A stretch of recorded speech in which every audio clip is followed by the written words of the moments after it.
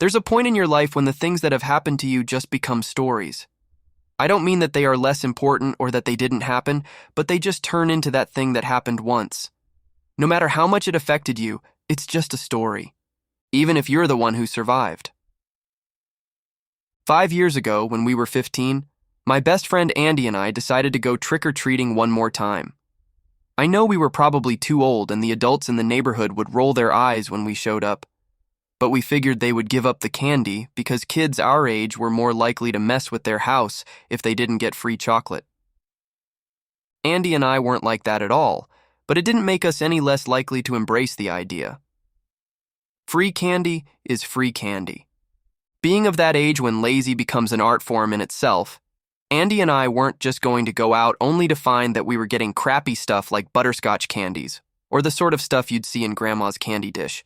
Leave that for what our parents did. This is the digital age. If you know what to look for, and with even basic social media skills, you can actually get your route mapped out for you in advance.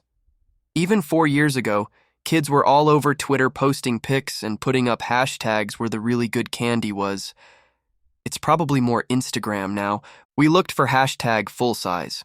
While it sounded like a good idea at the time, it also led to more than a few pictures of dudes naked below the waist. It wasn't a foolproof way to find the candy, but it worked at least a little bit. We were able to find a neighborhood not too far from Andy's house that had 4 different stops with full-sized candy bars. We each had 3 different masks, the cheap thin plastic kind that gets held onto your head by an even cheaper and thinner piece of elastic or rubber band. They were only $1 a piece at the local dollar store, and we got more than that back in chocolate just from those few houses. Sure, by the 3rd time the parents got the clue, but what difference did it make? By the time we actually went out, only about an hour had passed until most of the houses were turning off their lights or blowing out the candles in their pumpkins. We went out a bit later than other kids because we were older, and of course that meant we couldn't be out at the same time as the little kids. Andy was scrolling through Twitter trying to see if there were any other houses close by that we could hit up and wasn't having much luck.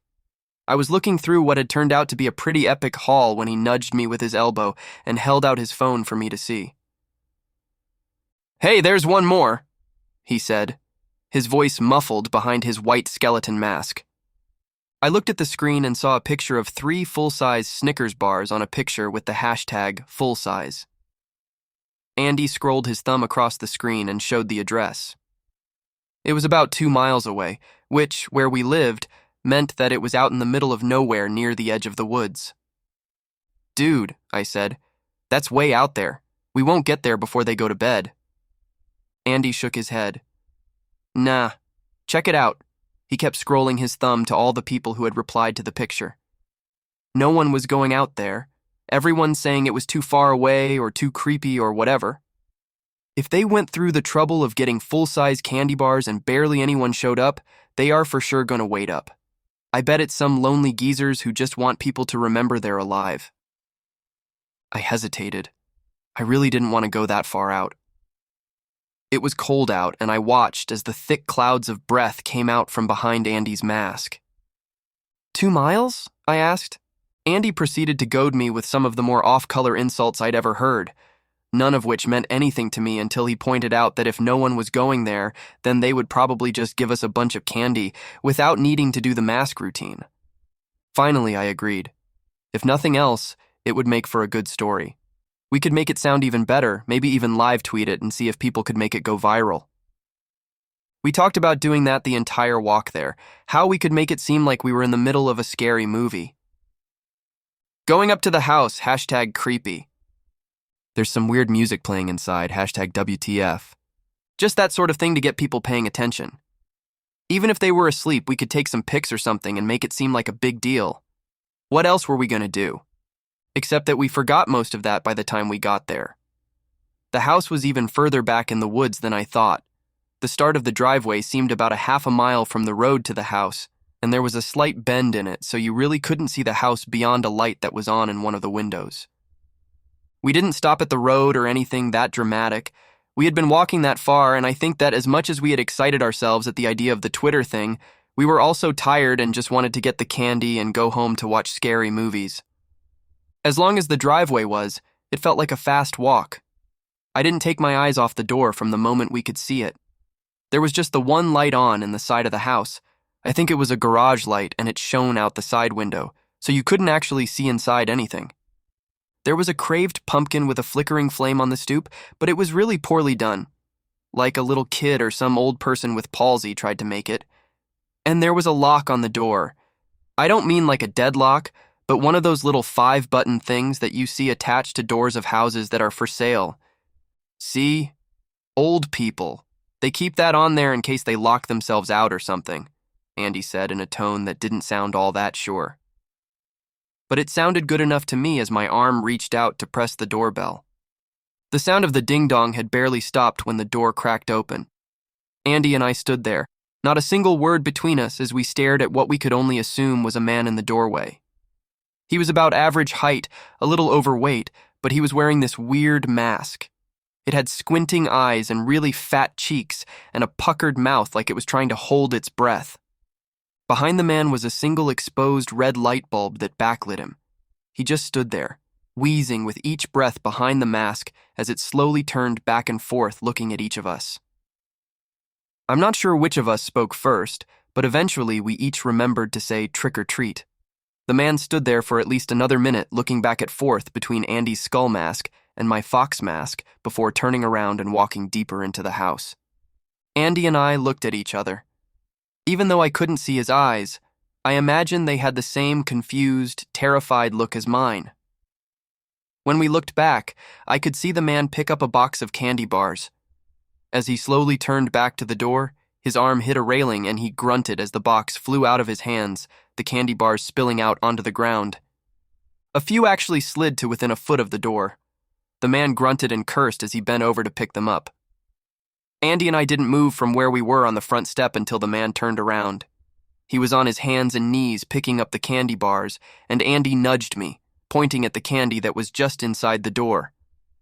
I think I shook my head, but I can't remember. A moment of panic overtaking me, I just wanted to leave, so I reached inside the door to grab the candy.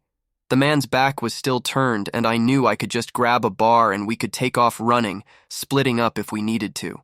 Why he would chase us, I had no idea, but we were pretty worked up by that point. It all happened in a matter of seconds. As my hand touched the smooth, cool wrapper of the candy bar, I felt a vice grip clamp down on my wrist so hard I thought it would break. The man had spun in place and grabbed me. He had been way closer than I realized. Something about the light in my mask messed with how well I had seen him. In one smooth motion, he tugged my arm and I went flying into the door. But as soon as he pulled me past him, my body falling to the ground like a lump, he lunged at Andy. Something flashed in his hands. Andy had turned to run and suddenly crumpled to the ground. The man stood over him, still breathing insanely loudly, his breath a cloud in front of his face. I was trying to get up as he turned and I saw what was in his hand. A taser. That's the last thing I remember before waking up again outside of the house. My body ached and my head was killing me. My face was cold too. I realized that I wasn't wearing my mask. I looked around desperately for Andy, but I was all alone. The front door to the house was closed. The pumpkin was gone off the front step. The lights were off. I scrambled to grab my phone, but that was gone too. I was just about to start running when the panic shifted in me, and I realized that Andy might be in the house still. Yeah, he could have run away, but what if he didn't? As quietly as I could, I went around the house, trying to look into the darkened windows, but I couldn't see anything. I was too scared to knock on the door. I mean, it wasn't a prank. The son of a bitch had used a taser on Andy. When I had almost done a complete lap, I thought I saw something moving in the dark. I cupped my eyes to the window and almost passed out as the fat, round mask burst toward the window, thumping the forehead against the glass. I let out a scream and it just stayed there, staring at me. Then it looked down at the side next to him, and I watched as something white lifted into view. It was a skeleton mask. Andy's skeleton mask. And there was something splattered on it. Something red. I ran until my legs gave out, and I tumbled against the first house I found that had all the lights on. I was gasping and crying and begging them to call the police. By the time the police got out to the house, there was nothing there. No man, no Andy. All they found was the splintered door frame from where the back door had been kicked in. I hadn't even noticed that in the dark. If I had, maybe I could have done something instead of running away like a coward. I later learned that the lock was on the door because the house had been foreclosed on a week prior. The Twitter account that Andy and I had found was a week old as well. If we had bothered to look, we would have seen that the account followed over 1,000 people and had all of 15 followers. All the tweets were retweets from other legit accounts except for the picture of the candy bars. It was registered in the name of a kid who went to a nearby middle school, but that was just a lie to throw people off, to lure someone in, and it had worked. I cried a lot. I cried as I told the strangers whose house I ran to what happened, begging them to call the cops. I cried when I told the cops and my parents what happened. I cried as I tried to understand why any of it happened, why he let me go, why he only took Andy. It's been 5 years since Andy disappeared, and there's been nothing. No response. Every year, I sit on Twitter and I look up the hashtag full size, checking everything out, making sure it isn't a lie or a lure. I've called the police more than a few times thinking I found the guy. But mostly I'm just looking for my friend, so I can stop telling this story and start living my life again. The life that I lost the day Andy disappeared. All for a full-size candy bar.